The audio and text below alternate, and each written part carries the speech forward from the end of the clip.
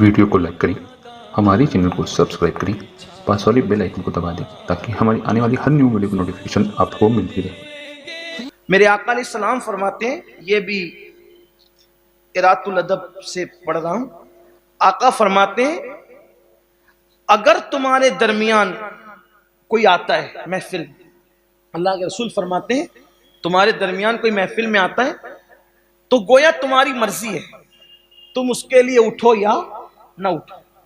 تمہاری محفل میں کوئی آئے تو تم اس کے لیے اٹھو یا نہ اٹھو، تمہاری مرضی ہے، لیکن فرمایا میری آل آ جائے تو تمہیں اس کے لیے اٹھ کے کھڑے ہونا ہوگا۔ بنو ہاشم کے لیے تم اٹھ کے کھڑے ہوا کرو، اگر نہیں ہوں گے تو کیا ہوگا؟ اگر حضور کی آل محفل میں آئے اور تم غرور گھمنڈ کی وجہ سے، دولت کا غرور، حسن کا غرور، علم کا غرور، تقوی کا غرور، پرہیزگاری، کوئی غرور تمہارے اندر ہو کہ ہم تو یہ ہیں، اگر ان کے لیے اٹھ کر کھڑے نہ ہوئے تو کیا ہوگا؟ اب ذرا دل کے کانوں سے سن لیں۔ آقا علیہ السلام فرماتے ہیں جو میری اولاد کے لیے اٹھ کے کھڑا نہیں ہوا، اللہ اس کو لا علاج بیماری میں مبتلا کر دے گا۔ لا علاج بیماری میں گھلتے رہو گے،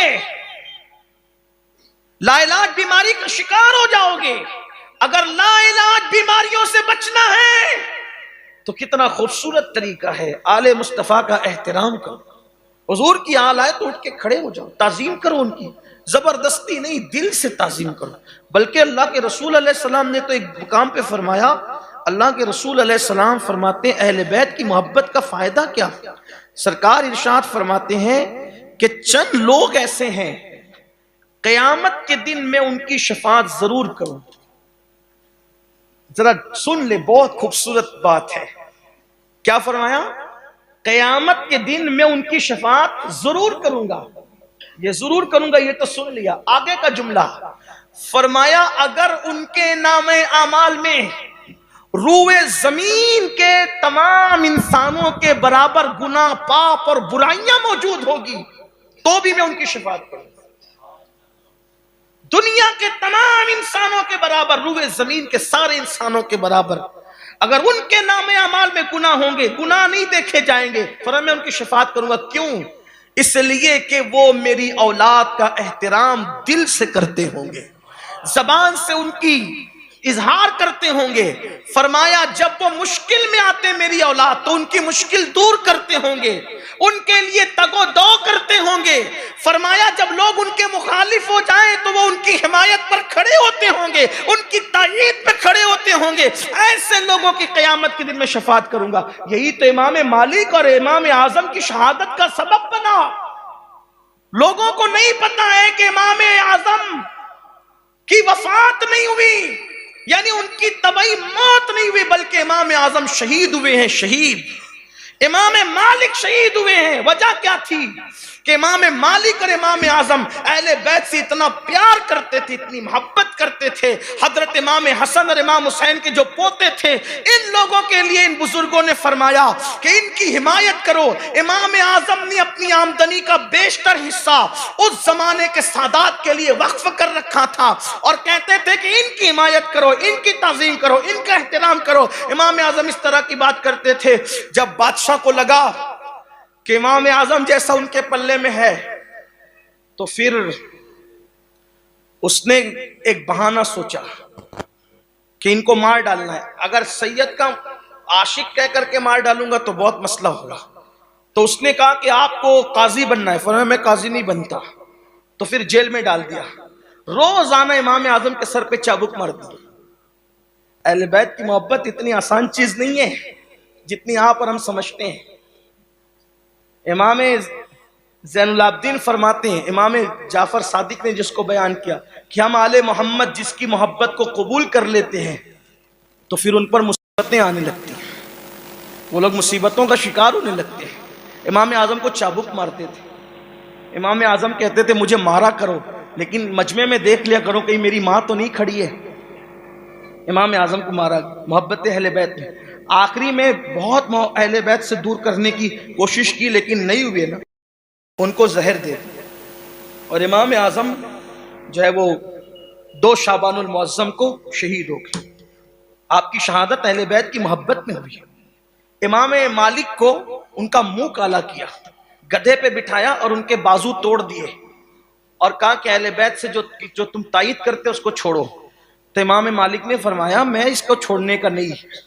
اور پھر فرمایا کہ جو مجھے نہیں جانتا وہ جان لے کہ میں مالک ابن انس ہوں, امام دارالہجرہ ہوں. کل اہل بیت سے جیسی محبت کرتا تھا آج بھی کرتا ہوں, چاہے میرا انتقال ہو جائے. امام نسائی نے مولائے کائنات کی فضائل پہ کتاب لکھی, ان کو بھی مارا اور ادمرہ چھوڑ کر کے بھاگ گئے.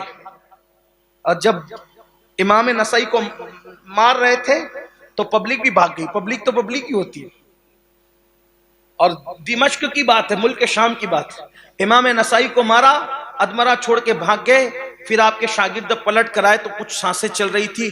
فرمایا کہ میری آخری خواہش یہ ہے کہ مجھے مکہ لے چلو, اور مکے میں جہاں سادات کا محلہ ہے بنو ہاشم کا, مجھے اسی میں دفن کرو.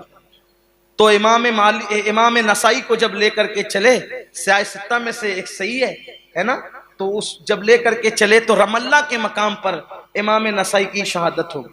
پھر ان کو وہیں دفن کر دیا گیا.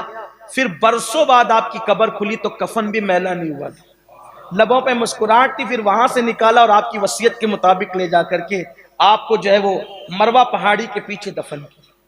امام اعظم کی شہادت اہل بیت کی محبت کی, ان کی تائید کی وجہ. امام مالک کی شہادت اہل بیت کی محبت اور تائید کی وجہ. امام شافعی کو گالیاں دی, کہ یہ رافضی ہو گیا. اہل بیت سے اتنی محبت کرتے تھے, وہ کہتے تھے آج میرے دل میں ایک بات آئی, اگر کبھی آپ لوگ زندہ رہیں یا میری اولاد جو ہے ان سے کہتا ہوں, جب امام شافعی نے 4 مصرے کہے جس کو جد الممتار میں میرے امام نے لکھا. بہت اہل بیت کی بات کرتے تھے, حالانکہ وہ خود بھی قریشی تھے, اہل قریش میں. یہ بکرے والے بڑے والے قریشی نہیں, یہ چھوٹی کاف والے یہ قریش ہے. وہ بڑی قاف والے قریش جن کا ذکر قرآن میں, جو حضور کے خاندان والے, حضور کے قبیلے والے, وہ قریش سے تھے. لیلاف قریش جن کے لیے, وہ ان قریش کے لیے جو نبی کے قبیلے علیہ الصلوۃ والسلام, وہ بھی قریشی تھے. تو امام شافعی کو لوگوں نے کہا یہ رافضی ہو گیا. تو آپ نے فرمایا لو کان رفضا آل محمد, لو کان رفضا آل محمد یشہد الثقلان انی رافضی, کہ اگر نبی کی اہل بیت سے محبت کرنے کا نام ہی رافضیت ہے تو شافعی کہتے ہیں سارے جن اور انسان گواہ ہو جائے کہ پھر شافعی رافضی ہو گیا. آ جاؤ تمہارے باپ سے کیا ہو گیا, فتویٰ لگاتے رہو. شافعی کہتے ہیں پھر گواہ ہو جائے سارے جن اور انسان. امام شافعی کہہ رہے